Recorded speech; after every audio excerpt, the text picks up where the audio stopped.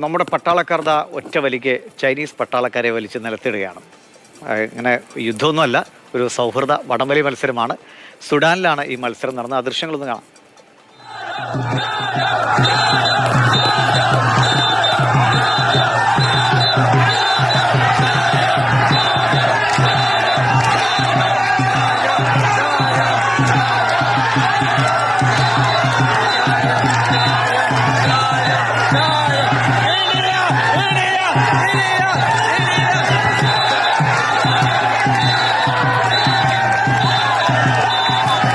അർജുൻ പീതാംബരനുണ്ട് ഡൽഹിയിൽ നിന്ന്. അർജുനെ, സംഭവം ഒരു സൗഹൃദ വടംവലി മത്സരമൊക്കെ ആണെങ്കിലും അല്ലേ, വടംവലി പ്രത്യേകിച്ചും കേരളത്തിലൊക്കെ വലിയ ആവേശമുള്ള ഒരു കളിയാണ്.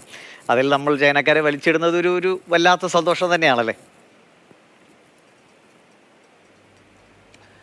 തീർച്ചയായും ഈ ഒളിമ്പിക്സിലൊക്കെ ചൈനക്കാർ നമ്മുടെ കായിക താരങ്ങളെ മലർത്തിയടിക്കുന്ന കാണുന്ന സമയത്ത് എവിടെയെങ്കിലും തിരിച്ചും ഒന്ന് കൊടുക്കാൻ സാധിച്ചില്ലെങ്കിൽ എന്ന് നമ്മൾ മനസ്സുകൊണ്ടൊക്കെ ആഗ്രഹിച്ചിട്ടുണ്ട്. അതിൻ്റെ ഒരു സ്വപ്ന സാക്ഷാത്കാരം എന്ന് പറയാം, സൗഹൃദ മത്സരമാണെങ്കിൽ പോലും. സുഡാനിൽ ഈ ഐക്യരാഷ്ട്രസഭയുടെ പീസ് കീപ്പിംഗ് മിഷനുമായി ബന്ധപ്പെട്ടാണ് അവിടെ ഇന്ത്യൻ സൈന്യവും അതുപോലെ തന്നെ ചൈന സൈന്യവും മറ്റ് ലോകരാജ്യങ്ങളുടെ സൈന്യവും എല്ലാം തന്നെ ഡിപ്ലോയ് ചെയ്തിരിക്കുന്നത്. അപ്പോൾ ബോറടി മാറ്റാനും അല്ലാതെ മറ്റ് ചില ടൂർണമെൻറ്റ് എന്ന് പറയുമ്പോഴും സൗഹൃദ ടൂർണമെൻറ്റുകളാണ്, സൗഹൃദ മത്സരമാണ്. അങ്ങനെ ഒരു സൗഹൃദ മത്സരത്തിൻ്റെ ഭാഗമായിട്ടാണ് ഈ വടംവലി മത്സരം, ടഗ് ഓഫ് വാർ സംഘടിപ്പിക്കുന്നത്.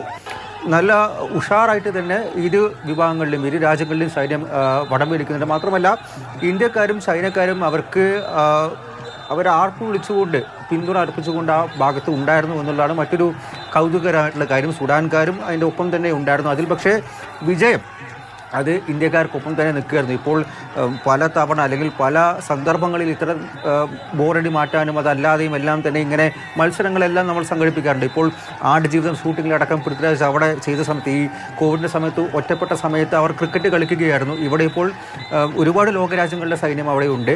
അങ്ങനെ ബോറടി മാറ്റാനും ചില ടൂർണമെൻറ്റുകൾ സംഘടിപ്പിക്കുന്നതിൻ്റെ ഭാഗമായിട്ടാണ് ഇത്തരത്തിലൊരു വടംവലി മത്സരം സംഘടിപ്പിച്ചത്. അവിടെ ഇന്ത്യൻ സൈന്യം മാത്രമല്ല മറ്റ് ലോകരാജ്യങ്ങളുടെ സൈന്യവും എല്ലാം തന്നെ മത്സരിച്ചു.